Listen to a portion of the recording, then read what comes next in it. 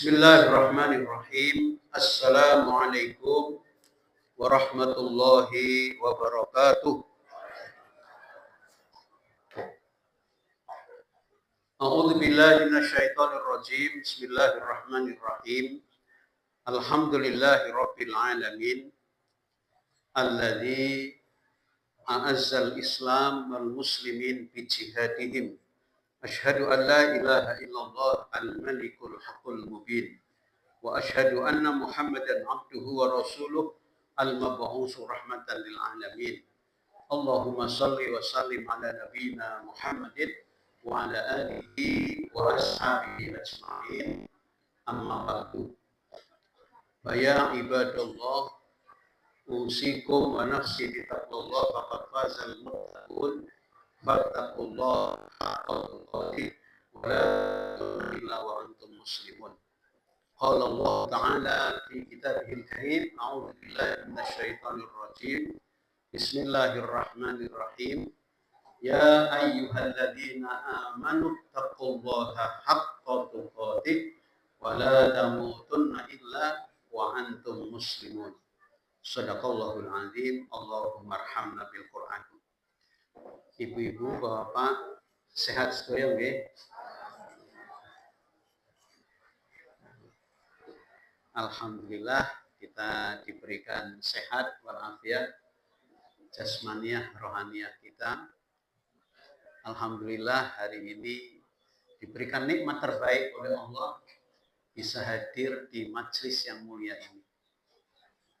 Mudah-mudahan kehadiran kita dibalas oleh Allah dengan pahala yang berlipat ganda, mendapatkan tambahan ilmu walaupun sedikit yang akan membimbing kita untuk lebih bertakwa kepada Allah Subhanahu wa Ta'ala. Kemudian wabil khusus ini Pak Camat ini yang memberikan tempat, Masya Allah. Nah, ibu-ibu, bapak, dan saudaraku sekalian yang baik yang dimuliakan Allah, semua ibadah di dalam Islam itu endingnya atau tujuan akhirnya adalah meningkatkan ketakwaan kita kepada Allah Subhanahu wa Ta'ala, termasuk ibadah Ramadan. Tadi ayatnya la'allakum tattaqun, agar kita semakin bertakwa kepada Allah Subhanahu wa Ta'ala. Tahun ini dengan Ramadan takwa kita meningkat. Tahun depan Ramadan lagi meningkat lagi. Terus meningkat ketakwaannya, meningkat. Sehingga pada saat kita dipanggil oleh Allah dalam keadaan ketakwaan kita yang paling tinggi yang bisa kita capai. Dengan ketakwaan yang paling tinggi itu insya Allah membawa kita husnul khotimah. Amin ya rabbal alamin. Kalau Bapak Ibu meninggalnya husnul khotimah, sudah Bapak Ibu berarti hidupnya dunia akhirat sukses. Sukses Bapak Ibu. Jadi kalau ada orang muslim meninggal dunianya husnul khotimah, orang yang sukses hidupnya dunia dan akhirat. Oleh karena itu kita senantiasa bermohon kepada Allah, Allahumma inni as'aluka husnal khotimah wa a'udzu bika min su'il khotimah. Ya Allah, karuniakanlah kepadaku meninggal dalam keadaan husnul khotimah dan lindungi aku meninggal dalam keadaan su'ul khotimah. Itu doa yang diajarkan oleh Rasulullah Shallallahu Alaihi Wasallam. Nah, Bapak Ibu yang baik yang dimuliakan Allah, mengapa takwa menjadi husnul khotimah? Karena takwa itu derajat yang paling mulia di sisi Allah Subhanahu wa Ta'ala. Tidak ada yang lebih mulia dari takwa. Al-Hujurat menyampaikan inna akramakum indallahi atqakum. Orang yang paling mulia di sisi Allah adalah yang paling bertakwa.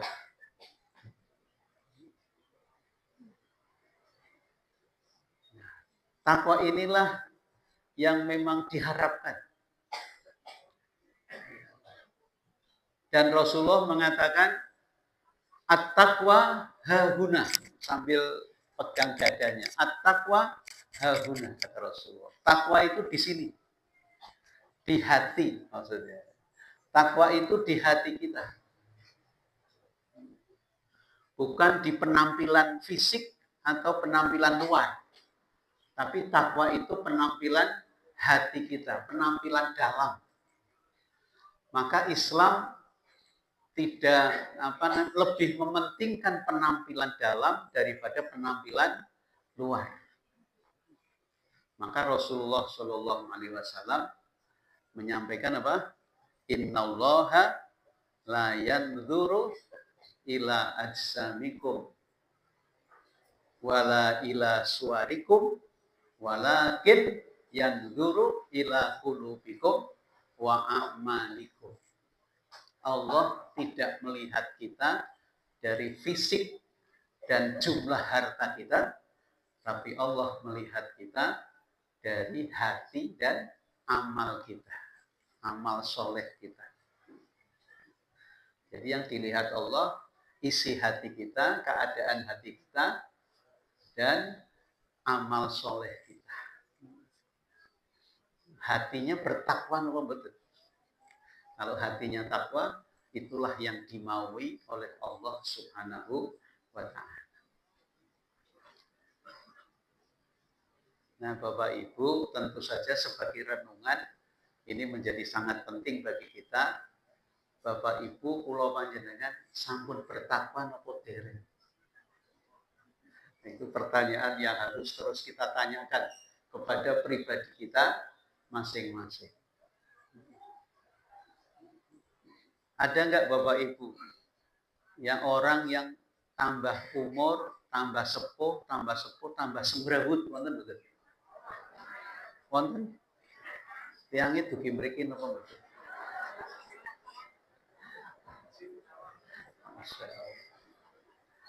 Nah, kalau tambah sepuh, tambah sembrewut berarti tidak bertakwa. Mestinya orang yang semakin bertakwa, tambah sepuh, tambah baik, tambah khusyuk, tambah soleh. Itulah umur yang berkah. Umur yang berkah itu kan tambah umur, tambah soleh, tambah soleha. Itulah orang yang bertakwa kepada Allah Subhanahu wa Ta'ala. Nah, Bapak Ibu, kalau panjenengan ingin tahu panjenengan bertakwa apa tidak, itu lihatnya tidak usah jauh-jauh. Tidak usah yang rumit-rumit gitu. Panjenengan kalau ingin tahu panjenengan bertakwa apa tidak, itu lihat panjenengan kalau di rumah. Itu aja. Kalau panjenengan dalam keluarga itu gimana gitu. Itu yang untuk menilai seseorang takwa apa tidak takwa. Jadi bukan di kantor, bukan di tengah-tengah masyarakat, bukan di pasar, bukan di tempat pengajian, bukan. Tapi menilai seorang bertakwa itu yang paling mudah dan paling tepat itu lihat kalau di rumah tangga kita masing-masing. Oleh karena itu, Bapak Ibu, ujian terberat ketakwaan, ya, ujian terberat ketakwaan itu di dalam rumah tangga kita masing-masing. Ujian terbesar, ujian terberat.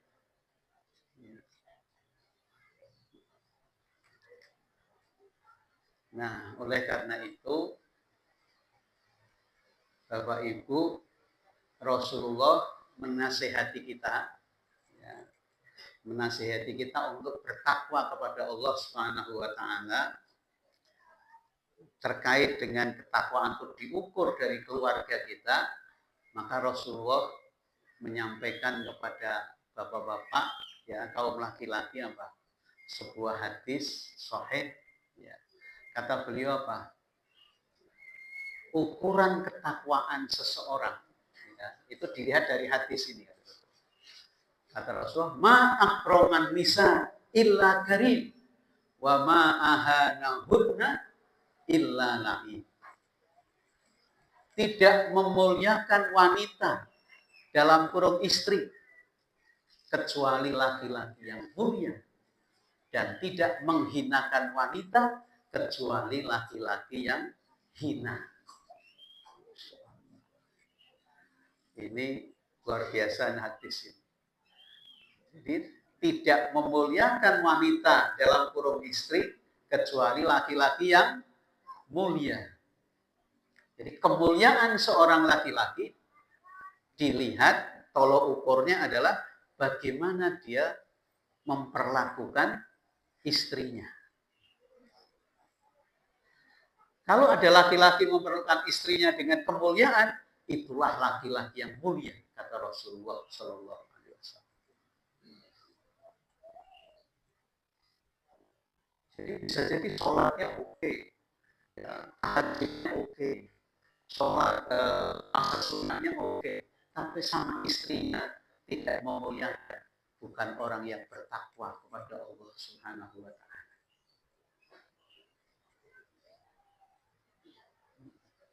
Jadi ukuran ketakwaan yang paling valid itu adalah bagaimana seorang suami terhadap istrinya. Nanti juga demikian ibu-ibu. Ibu-ibu ukuran ketakwaannya gimana? Ada hadis khusus untuk ibu-ibu nih. Kalau bapak-bapak tadi ma'akromanisa. Kalau ibu-ibu ada hadisnya khusus untuk ibu-ibu nih. Kata Rasulullah apa? Ayyumam ro'atin matat wa zawjuha radin daholatil jannah. Jika ada seorang istri meninggal dunia dan suaminya ridho atas perbuatannya sebelum meninggal, maka dijamin surganya. Dijamin surganya. Jadi ibu-ibu, ketakwaan ibu-ibu, kalau ibu-ibu yang dilakukan ibu-ibu mendapat ridho suami. Kalau mendapat ridho suami. Kalau suaminya tidak ridho, tidak akan masuk surga. Jadi surganya ibu-ibu tergantung dari ridho suami. Surganya bapak-bapak tergantung memuliakan istri apa tidak. Kalau memuliakan istri, insya Allah surga. Indah sekali. Ini Islam ini indah sekali. Maka secara logika Bapak Ibu, kenapa kok ukuran takwa itu keluarga? Karena kalau di keluarga, rumah tangga, Bapak Ibu tidak bisa pura-pura. Tidak bisa basa-basi. Bisa nggak dengan di rumah basa-basi sama istri? Bapak-bapak. Tidak bisa basa-basi. Istri juga tidak bisa basa-basi sama suami di keluarga. Bisa Bu basa-basi sama suami? Tidak bisa, sudah ketahuan aslinya. Suami sudah ketahuan aslinya sama istri gitu. Istri sudah ketahuan aslinya sama suami. Tidak bisa basa-basi.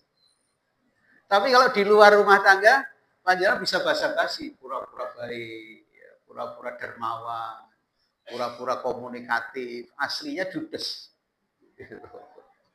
Aslinya galak gitu. Tapi kalau di luar rumah tangga, Masya Allah. Oleh karena itu, sekali lagi ukuran yang paling valid untuk melihat seorang bertakwa apa tidak bertakwa, lihatlah kalau di rumah. Suami ukurannya istri, istri ukurannya suami. Anak-anak ukurannya berbakti pada orang tua. Komplit sudah. Jadi ada istri, ada suami, ada anak-anak. Kalau ingin masuk surga, di rumah tangga semua. Maka rumah tangga adalah tempat pertama dan utama untuk membangun ketakwaan kepada Allah Subhanahu wa Ta'ala. Dan Bapak Ibu kalau mau menyiapkan pemimpin, pemimpin itu asalnya dari keluarga. Kalau sudah keluarganya bagus, insya Allah anak itu akan keluar dengan bagus. Mau jadi apa saja. Mau jadi pedagang, mau jadi guru, mau jadi PNS, mau jadi ustadz, mau jadi apa saja, mau jadi pemimpin, itu kalau dari keluarganya sudah bagus, insya Allah bagus.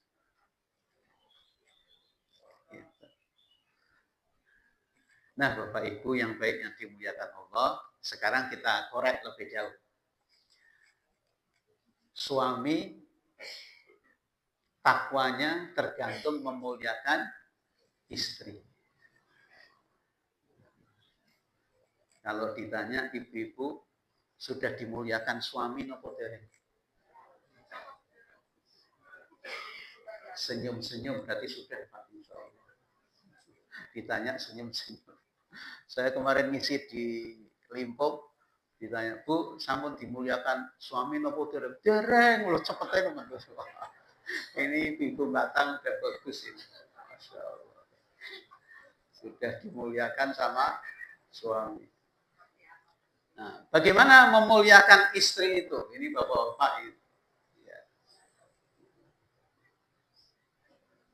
Kalau mau gampang ya lihat rumah tangga Rasulullah Shallallahu Alaihi Wasallam. Kalau mau gampang gitu, Rasulullah itu, Masya Allah. Khairukum li ahli wa ana khairukum li ahli. Sebaik-baik kamu adalah yang terbaik untuk keluarganya. Dan aku adalah orang terbaik untuk keluargaku. Nah, bagaimana memuliakan istri? Yang pertama, bersikap lemah lembut. Nah, bersikap lemah lembut.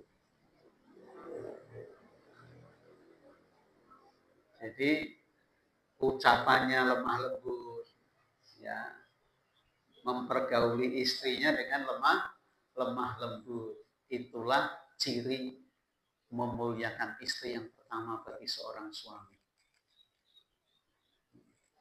Ayatnya nanti bisa lihat Ali Imran 5159.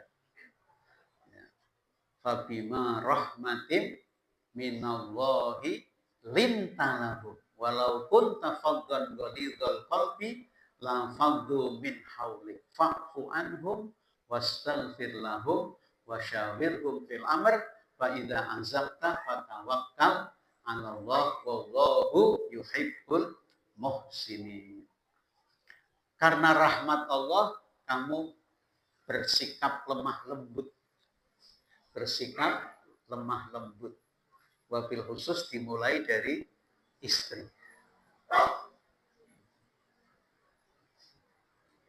Karena bersikap lemah lembut, nanti kalau istrinya melakukan kesalahan, karena istri juga manusia biasa, nggak mungkin benar terus, suatu ketika akan berbuat salah, maka yang dilakukan suami apa? Fa'fu anhu.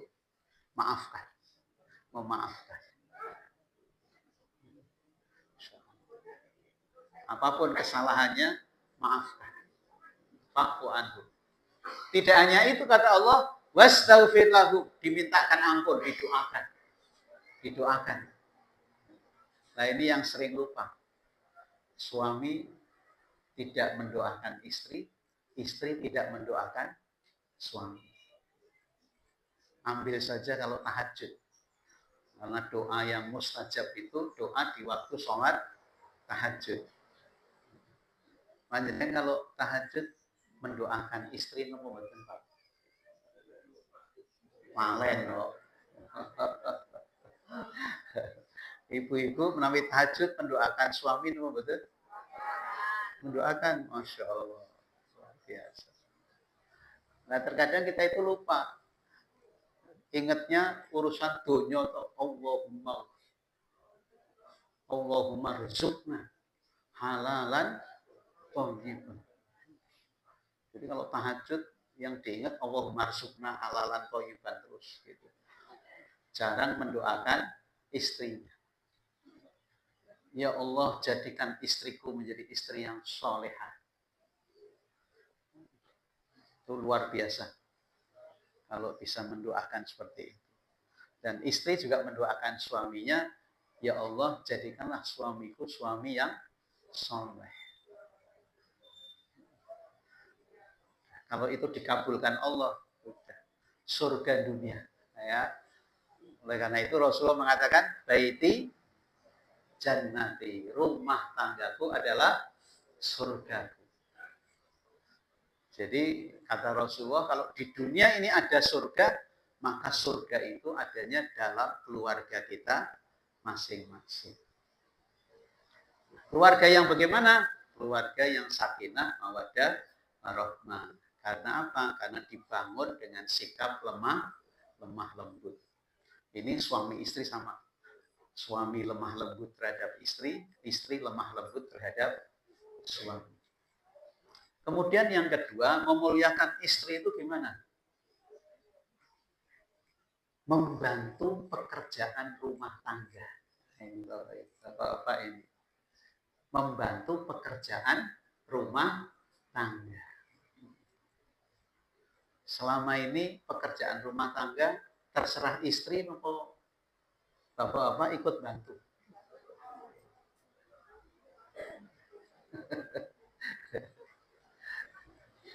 Nah Rasulullah itu Pak, Rasulullah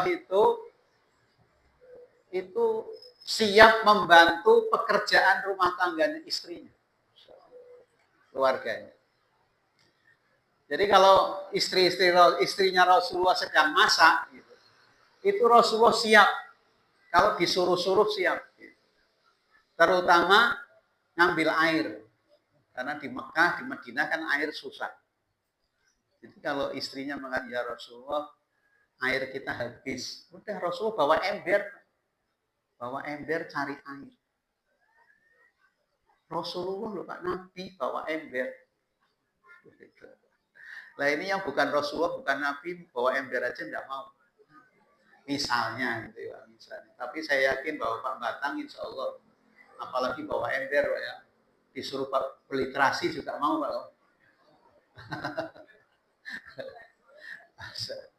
Nah, itu Rasulullah begitu. Nanti kalau bajunya robek, dijahit sendiri. Nggak nyuruh istrinya. Bajunya robek, dijahit sendiri.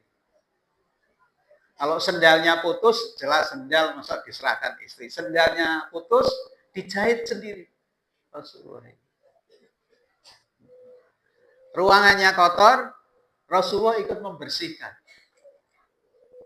Jadi contoh suri teladan kita menunjukkan bahwa Rasulullah adalah ikut membantu pekerjaan rumah tangga. Itu memuliakan istri. Termasuk memuliakan istri. Nah, kemudian yang ketiga, memuliakan istri itu gimana? Memberikan nafkah lahir batin. Memberikan nafkah lahir batin. Maka bapak-bapak kaitannya dengan nafkah lahir harus bekerja keras supaya kebutuhan keluarga bisa tercukupi. Harus kerja keras. Nah, kalau suami sudah kerja keras, ya istri harus menerima. Pendapatannya berapa? Ya sudah diterima. Karena itu kemampuannya. Kemampuannya segitu. Ya, istrinya harus menjadi kemampuan suami saya segini.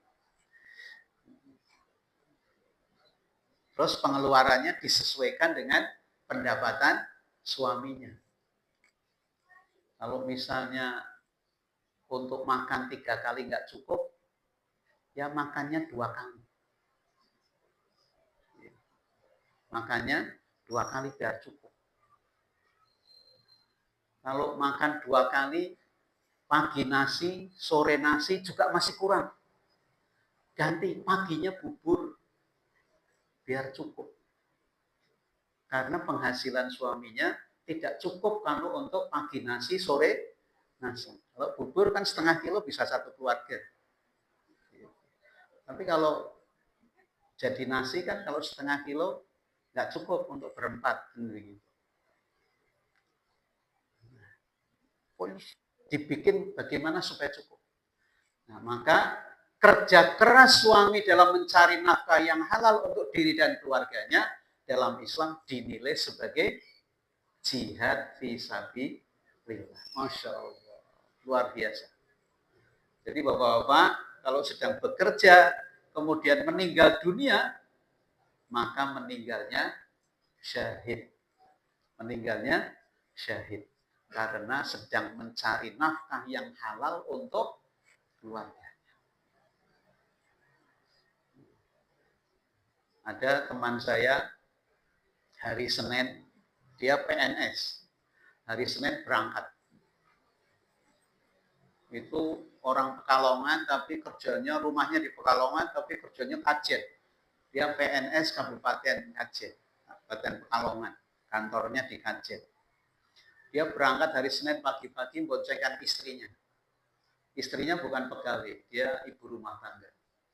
Kemudian diturunkan di mertuanya di Pekajangan. Karena ibunya sedang sakit. Jadi dia setiap hari nungguin ibunya. Kalau malam gantian dengan yang lain. Kalau siang dia kerja khusus yang jaga ibunya. Terus suaminya melanjutkan ke Kajen hari Senin. Karena hari Senin terus ikut upacara. Ikut upacara Senin. Habis upacara kepalanya pusing. Terus pingsan. Dibawa ke rumah sakit Pekajangan. Di tengah perjalanan meninggal dunia. Inna lillahi wa inna ilaihi raji'un. Saya bilang sama istrinya, Bu, insya Allah Bapak mati syahid karena proses meninggalnya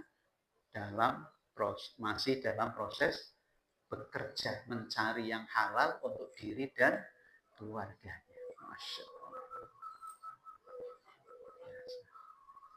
Itu luar biasa, tinggi sekali. Nilainya tinggi sekali. Mencari nafkah untuk diri dan keluarganya yang halal, itu nilainya tinggi sekali. Mati syahid. Kalau mati syahid, surga apa neraka? Pasti surga. Dijamin surganya. Nggak pakai hisap lagi. Sudah langsung masukkan surga. Masya Allah. Maka Rasulullah SAW sangat menghargai orang yang kerja keras. Suatu ketika Rasulullah ketemu dengan seorang sahabat, Bapak Ibu. Sahabat ini tangannya pada melumpuh, pada bengkak.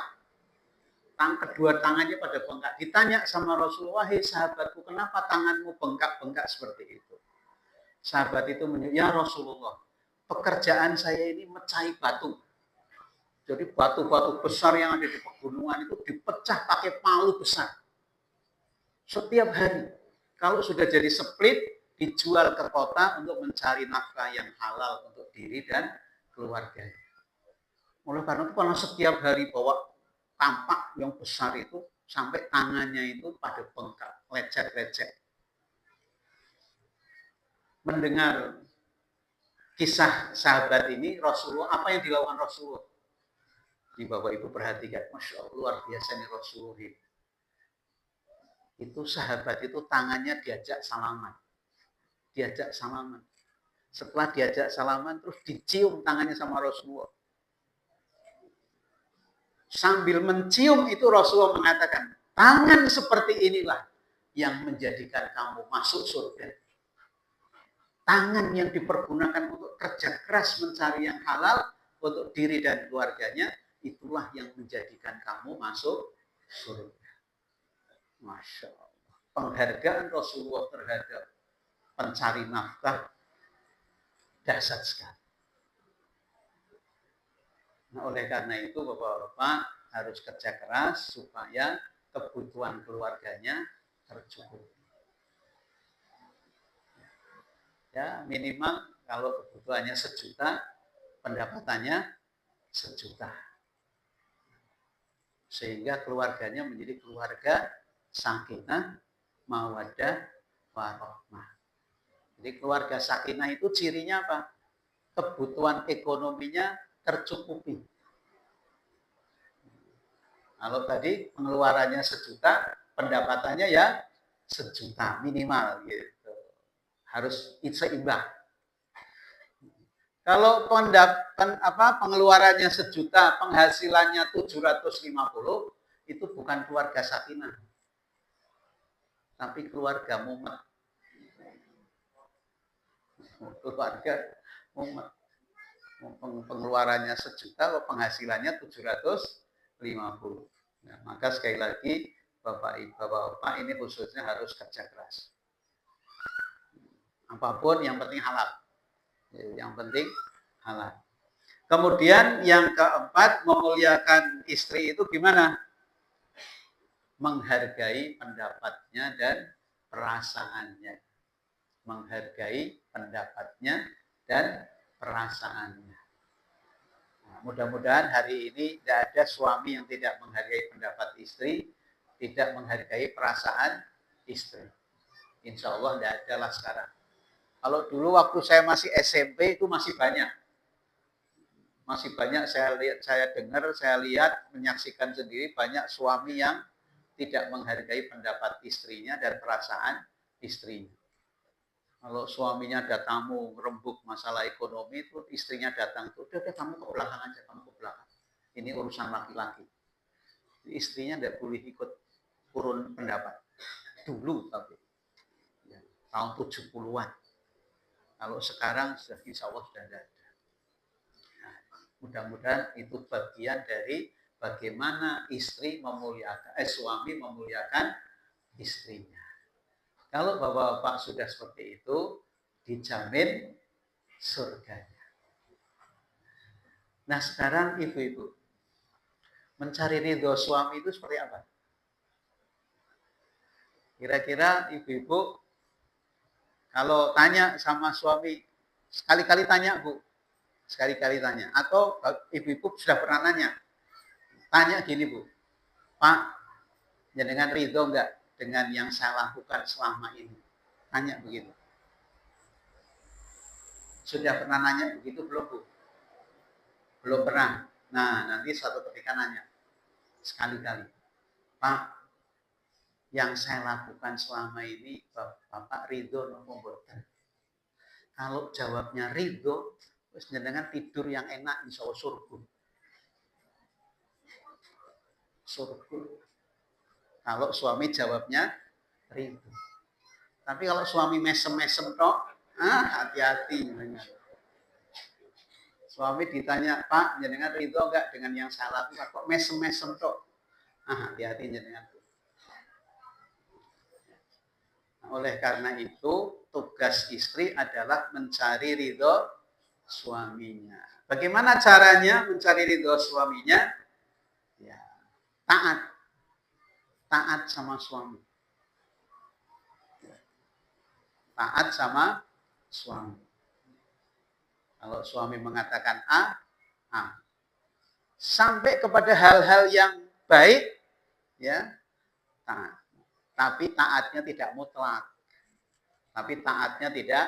Tidak mutlak. Taatnya tergantung dari keadaan. Taatnya hanya pada hal-hal yang baik. Kalau hal yang tidak baik tidak boleh taat. Sekalipun taatnya itu sekalipun baik terkadang dengan harus taat. Tapi kalau terhadap maksiat tidak boleh taat.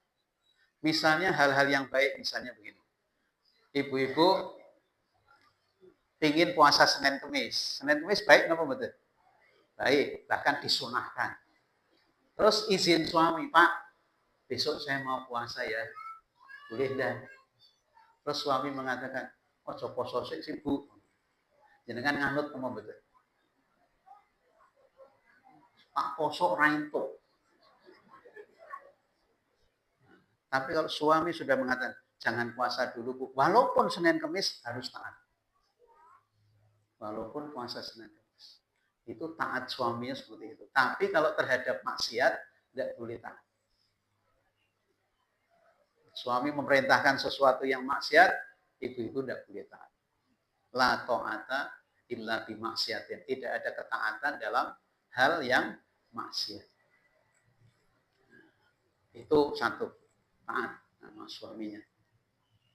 Kemudian yang kedua, menjaga kehormatan diri dan harta suaminya. Kehormatan dirinya dijaga, ya. Kemudian kehormatan dijaga juga harta suaminya. Nah, menjaga harta suami itu bukan dijaga terus tidak dibelanjakan, bukan. Ya, dijaga kalau membelanjakan sesuai dengan kebutuhan yang standar. Jangan terlalu boros. Ya, jangan terlalu boros. Disesuaikan dengan standar kebutuhannya seperti apa. Itu termasuk menjaga harta suaminya. Macam-macam kalau di masyarakat macam-macam. Yang penting aset-aset itu harus dikuasai istri semua. Ada yang model begitu. Ada yang model ya bareng-bareng. Asetnya suami tetap, asetnya istri tetap. Tidak ingin menguasai. Karena bagaimanapun yang namanya suami istri, kalau salah satu meninggal dunia, yo hartanya tetap ada hak untuk istri, ada hak untuk suami. Dalam Islam kan seperti itu.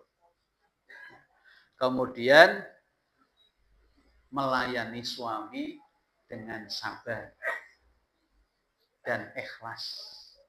Melayani suami dengan sabar dan ikhlas. Ada suami yang tidak sabaran, ada suami yang sabar, ada yang suami slow itu teman.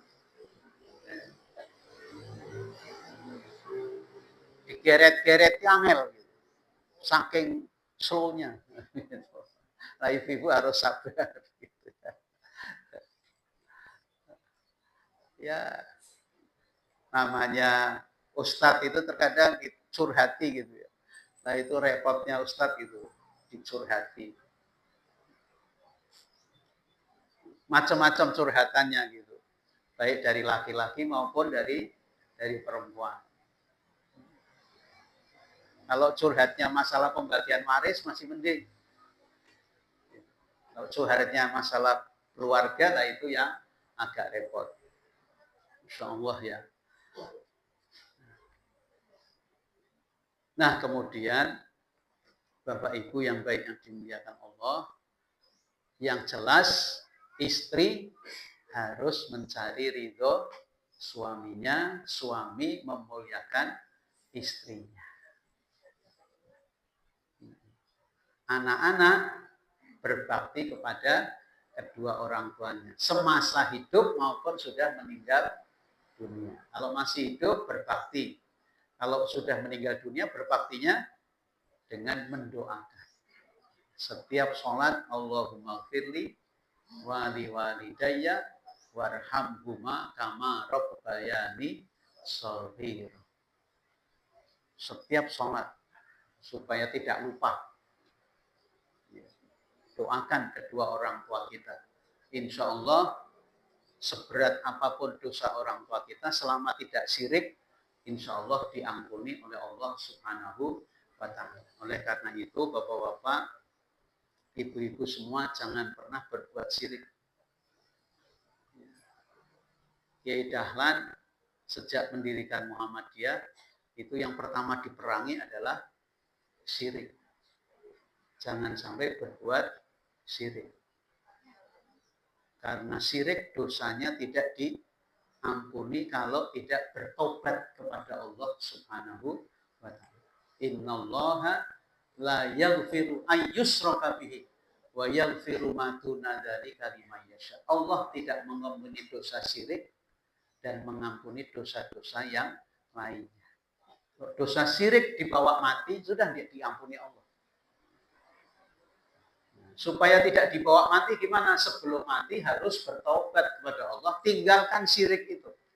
Jangan pernah dilakukan lagi. Tapi kalau masih dilakukan sampai meninggal dunia, maka sekalipun anaknya Rabbil firli wali walidayya tidak akan diampuni sama Allah SWT. Ngeri bener ini, syirik ini. Maka Muhammadiyah, Aisyah, ini komitmen untuk tidak melakukan syirik sekecil apapun. Apalagi syirik yang besar, syirik akbar. Na'udzubillah min dzalik. Nah, ibu-ibu yang baik yang dimuliakan Allah, demikian yang bisa saya sampaikan ceramah pada pagi hari ini. Mudah-mudahan keluarga panjenengan menjadi keluarga yang sakinah, mawaddah, warahmah. Cirinya apa? Keluarga sakinah, mawaddah, warahmah. 5. Ya. 1, hubungan anggota keluarganya harmonis. Suami istri harmonis, orang tua dengan anak-anak harmonis, suami istri dengan mertuanya harmonis, itu ciri pertama. Kalau ada salah satu yang tidak harmonis, berarti belum sakinah. Yang kedua, terdapat pendidikan agama dalam keluarga. Maksudnya gimana? Bapaknya sholat, ibunya sholat, insya Allah nanti anak-anaknya ikut sholat. Bapaknya, ibunya kalau ngomong bagus, nanti anak-anaknya insya Allah kalau ngomong bagus. Yang ketiga, ada keseimbangan ekonomi dalam keluarga. Pendapatannya sama dengan pengeluarannya, itu sakinah. Ciri ketiga. Ciri keempat, terdapat suasana belajar di rumah. Terdapat suasana belajar di rumah. Bapaknya belajar, ibunya belajar, nanti anak-anaknya belajar. Ada nggak rumah yang nggak ada suasana belajar? Banyak. Dari pagi sampai sore, sampai malam, TV nyala terus. Nggak ada suasana belajar. Suasana belajar tuh nggak ada kegiatan lain kecuali belajar. Bapaknya belajar, ibunya belajar, anak-anaknya belajar. Nggak ada acara lain. Pak, lah bapak-bapak belajarin apa? Ya terserah monggo. Ibu-ibunya terserah. Nah istri saya buta huruf, Pak, wis buka buku kualik ra apa-apa. Yang penting belajar. Bikin suasana belajar. Nanti anak-anaknya insya Allah belajar. Tapi jangan begini, bapaknya tidak pernah belajar, ibunya tidak pernah belajar, tapi nyuruh-nyuruh. Ayo belajar. Ya mana mau anaknya belajar. Paling masuk kamar, kunci, pegang HP. Nggak belajar. Kemudian yang terakhir, keluarga sakinah itu ciri yang terakhir apa? Anggota keluarganya sehat jasmani lahir batin. Suaminya sehat jasmani maupun rohaninya, istrinya sehat jasmani rohaninya, anak-anaknya sehat jasmani dan rohaninya. Itulah keluarga sakinah. Demikian Bapak Ibu yang bisa saya sampaikan. Terima kasih atas perhatiannya, mohon maaf atas segala kekurangannya. Mari kita tutup dengan berdoa kepada Allah Subhanahu wa taala. Bismillahirrahmanirrahim. Alhamdulillahirabbil alamin. Hamda yuwafi ni'amahu wa yukafi mazidah ya rabbana lakal hamdu kama yanbaghi li jalalika wa 'azimi sultanik. Allahumma shalli wa sallim ala nabiyyina Muhammadin wa ala alihi wa ashabihi ajmain. Allahumma inna nas'aluka bi asma'ikal husna. Allahumma inna nashhadu bi annaka antallah la ilaha illa antal ahadus samadu alladzi lam yalid wa lam yulad wa lam yakul lahu kufuwan ahad. La ilaha illa anta subhanaka inni kuntu minadh dhalimin. Ya Allah ya Rahman ya Rahim. Engkau Maha Pengampun dan Maha Penyayang ya Allah. Ampunilah ya Allah sebanyak apapun dosa kami. Jika selama ini kami banyak melakukan kesalahan, berbuat dosa, bahkan berbuat syirik kepadamu, ampuni ya Allah. Ampuni ya Allah jika selama ini kami sering durhaka kepada kedua orang tua kami.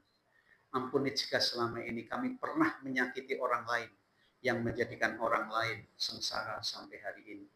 Ya Allah, sebanyak apapun dosa masa silam kami ampuni ya Allah. Ampuni pula dosa-dosa kedua orang tua kami. Sejelek apapun, senista apapun, sejahat apapun masa silam kedua orang tua kami ampuni ya Allah. Sayangi dan kasihi kedua orang tua kami sebagaimana mereka mengasihi dan menyayangi kami sejak kecil. Bagi orang tua kami yang masih hidup, jadikan sisa umurnya ya Allah terisi dengan amal soleh, terisi dengan usaha-usaha beramal soleh kepadamu ya Allah, mengumpulkan sebanyak-banyaknya amal soleh kepadamu ya Allah. Ya Allah, ampuni pula dosa guru-guru kami, ampuni dosa saudara-saudara kami, ampuni dosa kaum muslimin, muslimat, mukminin, mukminat, baik yang masih hidup maupun yang sudah meninggalkan kami. Bimbinglah kami ya Allah dengan hidayah-Mu, sehingga kami senantiasa berada di jalan-Mu yang lurus, siratal mustaqim. Baguskan pribadi kami dengan takwa kepadamu. Indahkan pribadi kami dengan akhlak yang mulia. Jernihkan pikiran kami, bersihkan jiwa kami. Mudahkan jalan yang kami lalui. Limpahkan kepada kami rizki yang telah Engkau berkahi. Ya Allah, jadikanlah kami hamba-hamba-Mu yang pandai bersyukur. Jadikanlah kami hamba-hamba-Mu yang sabar.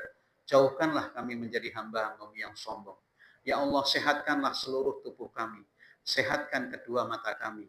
Sehatkan kedua telinga kami. Engkaulah yang menyehatkan. Tiada yang dapat menyehatkan kecuali Engkau ya Allah. Ya Allah, ya Rahman, ya Rahim. Karuniakanlah kepada kami keluarga yang sakinah, mawaddah, warahmah.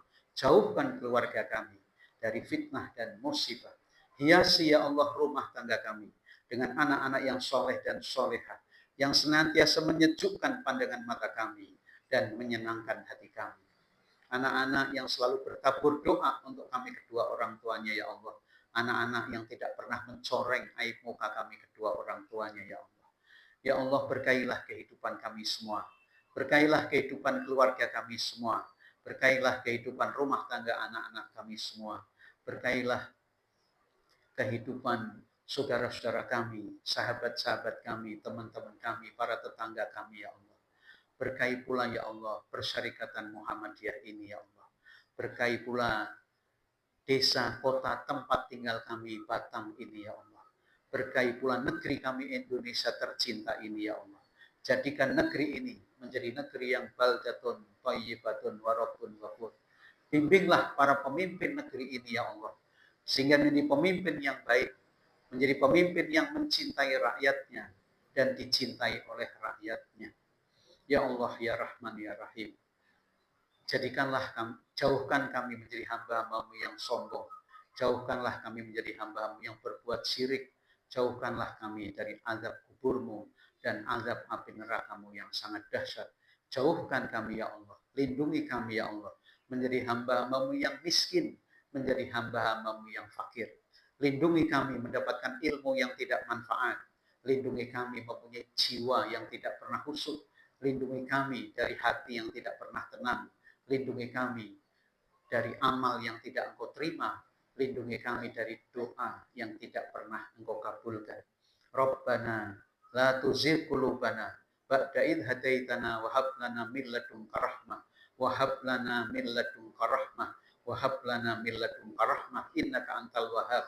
Rabbana atina fid dunya hasanah wa fil akhirati hasanah wa qina adzabannar. Wa subhana rabbika rabbil izzati amma yasifun. Wassalamun alal mursalin. Amin. Alhamdulillahi rabbil alamin. Wassalamualaikum warahmatullahi wabarakatuh. Kemudian kajian akhlak kita